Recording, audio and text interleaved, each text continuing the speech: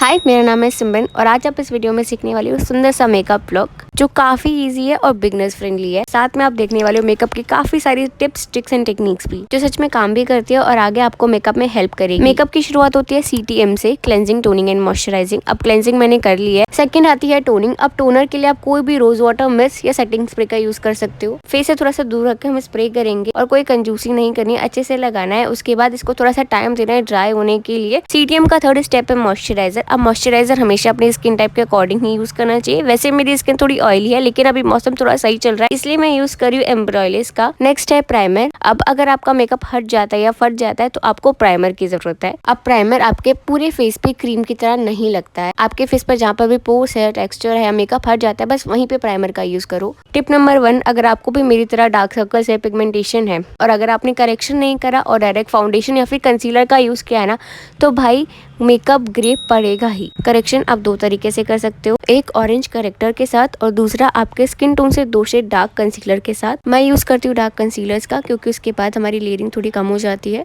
लेकिन आपको मेरे से ज्यादा डार्क सर्कल्स है या फिर एक्सट्रीम डार्क सर्कल्स है तो आपको ऑरेंज करेक्टर का यूज करना पड़ेगा। अब जहाँ पर भी आपको डार्क स्पॉट्स है, डार्क सर्कल्स है, अनइवननेस है, वहाँ पर इसका इस्तेमाल होगा। इसके बाद आप ब्लेंड फिंगर या फिर ब्रश किसी से भी कर सकते हो। बस अब इतना याद रखना कि उसको ओवर ब्लेंड मत कर देना। अब मुझे चाहिए प्रॉपर कवरेज, इसलिए मैं यूज करी हूँ मेरी शेड का एक कंसीलर। अब आपको ज्यादा लेयरिंग नहीं करनी है तो ये वाला पार्ट आप टोटली स्किप कर सकते हो। अब कंसीलर वहीं सेम स्पॉट्स पे लगाएंगे जहाँ पे हमने करेक्शन की थी। सेकंड टिप, अब आप चाहो तो इस स्टेप के बाद आप फाउंडेशन को स्किप भी कर सकते हो क्योंकि मैंने यहाँ पे यूज किया एक फुल कवरेज कंसीलर का, जिससे मैं आराम से एक मिनिमल डी लुक अचीव कर सकती हूँ और फाउंडेशन को कह सकते हो टाटा बाय बाय। अगर अब आप ये सोच रहे हो कि पहले आपने कंसीलर का यूज किया था लेकिन उसके बाद आपका मेकअप ग्रे या फिर ब्लैक हो गया था, आप 2 मिस्टेक कर रहे होंगे। या तो आपने गलत शेड चूज किया होगा या फिर आपको भी मेरे तरह डार्क सर्कल्स और पिगमेंटेशन है और उसके ऊपर आप फाउंडेशन या कंसीलर का यूज कर रहे होंगे। चलो बता देती हूँ कि फाउंडेशन का शेड भी कैसे चूज करते हैं। हमेशा अपनी जॉ लाइन से लेकर नेक तक लगाने के बाद उसको ब्लेंड करेंगे, आपको इजीली पता चल जाएगा आपका शेड का। अब जैसे हम वीडियोस में देखते ही आए हैं, फाउंडेशन उठाया डायरेक्ट बॉटल से लगा लिया, ये नहीं करना है। मिक्सिंग प्लेट अपने हैंड्स किसी का भी यूज कर सकते हो। पहले प्रोडक्ट को लेके उसको करेंगे अच्छे से एक्टिवेट, उसके बाद एप्लीकेशन के लिए अपने हाथ या फिर ब्रश किसी का भी यूज कर सकते हो। इसके बाद लेंगे एक ब्यूटी ब्लेंडर और कर देंगे इसको अच्छे से ब्लेंड। इसके बाद आपको फाउंडेशन के पैचेस या फिर ब्रश के मार्क्स कुछ नहीं रहने वाले। सच में आपको काफी फ्लॉलेस फिनिश मिलेगी। एक बार ये वाली टेक्निक का यूज जरूर करना, आपको सच में मदद होगी। अब आते हैं कॉन्टोरिंग पर। अगर आप बिगनर हो ना तो सबसे इजी ट्रिक बताती हूँ।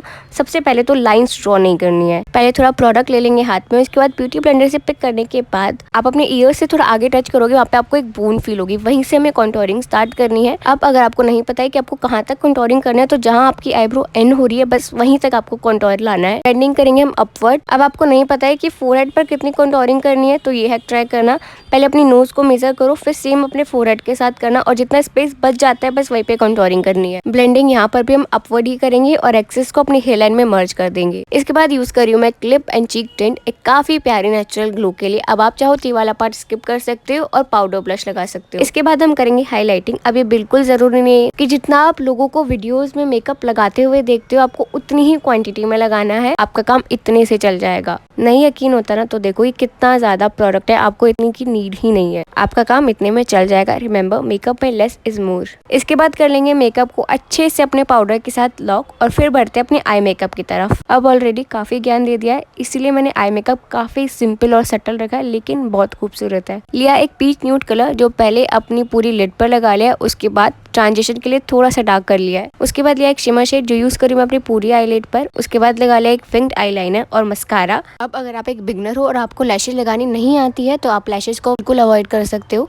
और ऐसे भी आई मेकअप काफी अच्छे लगने वाला है। अब अगर आपको लिक्विड ब्लश या कंटूर नहीं करना है तो आप पाउडर ब्लश और कंटूर इस टाइम लगा सकते हो। अब मुझे रेड और बोल्ड लिप्स बिल्कुल नहीं पसंद है लेकिन हमारी आईज काफी सेटल है इसलिए मैं थोड़ा सा रेड का ड्रामा ऐड करना चाहती हूँ तो मैंने यूज किया एक रेड लिपस्टिक। एक और टिप, अगर आपको भी रेड लिप्स नहीं पसंद है तो पहले यूज कर लेना एक ब्राउन लिप लाइनर। आपका वो रेड कलर इतना चटक नहीं दिखने वाला है। लास्ट में कराए मेकअप को फिक्स मेकअप फिक्सर के साथ और लगा लिया हाईलाइटर और ये हमारा फाइनल लुक। आई होप आपको भी अच्छा लगा होगा। और यहाँ पे back to normal nude lips with subtle eyes. I hope आपको इस वीडियो से कुछ ना कुछ सीखने को मिला होगा। आपको भी मेरा ये लुक पसंद आया क्योंकि मेरे को तो काफी आया।